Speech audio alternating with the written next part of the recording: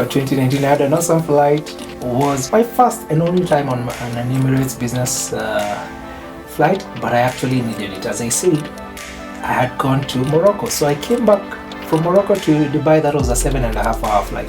I had a 7.5 hour layover, and then we were going to have a 6.5 hour flight from Dubai to Vienna, and immediately I was expected to go straight to the conference.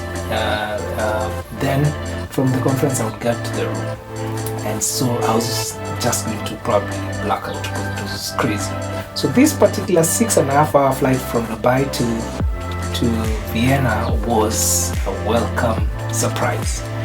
It was just the airline that decided to upgrade me, by that giving me that upgrade, and I'm telling you, it was awesome.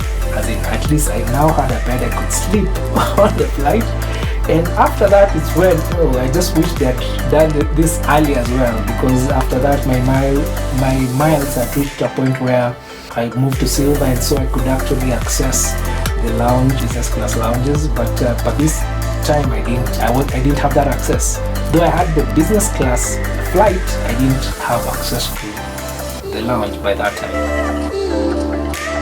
So I spent the 7.5 hours just on the benches, the normal bench for the normal 190, and from there